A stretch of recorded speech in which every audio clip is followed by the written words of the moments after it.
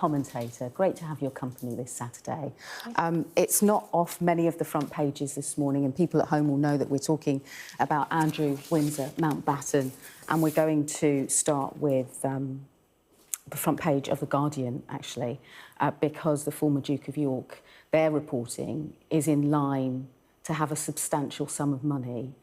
Paul? Yeah, this is the development of the story, I suppose, that we're now getting into the detail of what Commoner Andrew is going to be left with as he is thrown out of his royal home and then has to make do with whatever is presented to him. There's a lot of people who are made homeless who don't have this particular payout, but according to The Guardian, he is going to get a six-figure sum. The Eye says that it's around £558,000. The Guardian doesn't report on the sum. That's to make up for the lease that's left on his lodge. And then there's another number. The numbers are not entirely clear on what he's going to be getting a year, but the Guardian reports that it will be several times his 20,000 annual Navy pension, which he draws down at present, and that will be covered by Charles' private funds. So all these details are starting to emerge now on the reality that Andrew faces following his incredible fall, and also because he has been so central to this story of Epstein and abuse. Leah? Yeah, I mean, I think understandably people will see a kind of six-figure sum and think, oh, you know, that is an extraordinary amount of money. And yes, it is for most people, but it is true that he is obviously coming from a family of a lot of wealth, and it may not necessarily be a transformative figure for him. I think, you know, we welcome that it comes from the private funds, you know, of the king rather than the taxpayer. Now, of course, you could argue that some of his money is of course, from the taxpayer. But it is clearly a sign of them trying to take control of the situation, handle that privately, and not make it a responsibility of everybody else. So, yeah, it's obviously a tragedy for the family and obviously all of the victims. And this is one of the ways that the royal family can really show that they are very serious about consequences for Andrew. Institutional reputation was on the line for the king. The front page of the Times now reporting what happens next for Sarah Ferguson, because they did live in Royal Lodge. And they're reporting now, Inia, that actually Sarah Ferguson will make her own plans after Andrew moves on himself. Absolutely, and you know they divorced in the 30 years ago. Yeah, 30 years ago in the late 90s. So many people would be surprised to find that they've actually had a somewhat co-living situation for 3 decades. But obviously, when it comes to individuals like this, that their familial situation is often complicated, to say the least.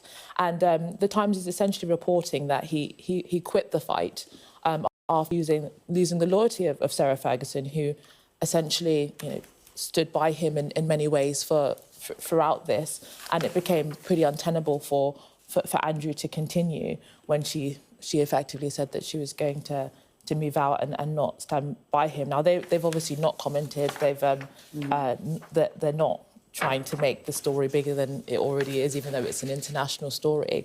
But it does tell you that it does seem that Andrew has very few allies at the moment. Yeah, and in terms of government, you know, Paul, there's mounting pressure on Keir Starmer, isn't there? Andrew is still 8th in line to the throne, although it would be a huge, catastrophic disaster should he ever, you know, walk that line and become king. Yeah, that's something that's touched on in some of the stories. It might not be quite so prominent in the front pages, but definitely inside the papers that this issue is there. Certainly here, you see it on the Times. But I think it will be a surprise to many that he is still, after losing all his titles, after being thrown out to somewhere in Norfolk, that he could still become king, even though nominally now he is a commoner. We were led to believe that he was losing everything. He was losing titles, he was losing income, he was losing homes. Apparently he's not allowed to ride the king's horses at the minute, all the king's horses and all the king's men for Andrew. But still he could become king. It's farcical, and it does, I think what is happening here is all of those layers that have been silted on top of each other over generations and centuries that people came to accept for this kind of hierarchical system and how the royals work, they're being peeled away, and people are no longer accepting of them. And this was always, there was always a sense that when the Queen died, that perhaps the change in royalty would come, but now it's coming slow, and then it's quite, and who knows where it's going to end. And where that change is coming from, potentially, the front page of the Daily Mail reporting that William and Kate really pushed for this, pushed for change, because essentially this problem doesn't want to present itself should William become king or when William becomes king. That is part of it, that they thought that it was the only way, a clean break for the royal family to move forward.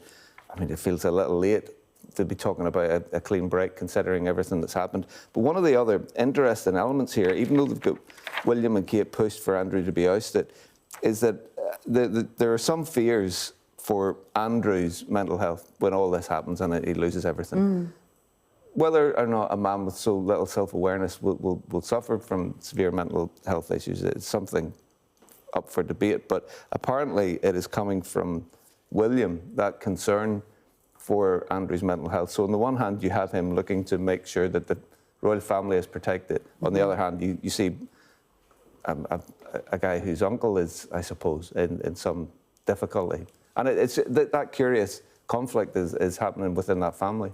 It is a really important point that Paul makes in here. It's a family ultimately dealing with a huge fallout. Yeah, and I think that is the contradiction and tension, as you rightfully mentioned, about monarchy. I mean, from the public standpoint, they are supposed to represent this kind of duty and tradition and continuity and this magic and mystery. But the reality, as well as those things, is that these are real people with human shortcomings and familial problems and fallouts that they have to deal with, whilst also negotiating the scrutiny, as well as trying to maintain the reputation of the firm so that it actually continues. So that is very interesting, that tension that William undoubtedly had to go through. And of course, William and Kate, to some extent, they have to say this. They are in line with to the throne, and so they need to be seen that they had nothing to do with this and were pushing to kind of cut him off from the royal family.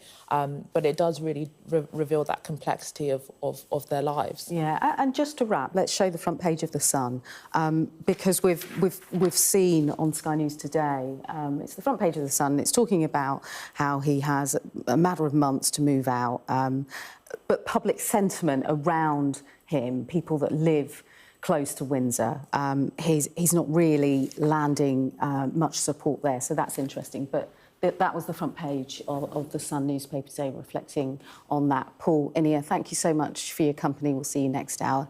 Do join us after the break for your headlines.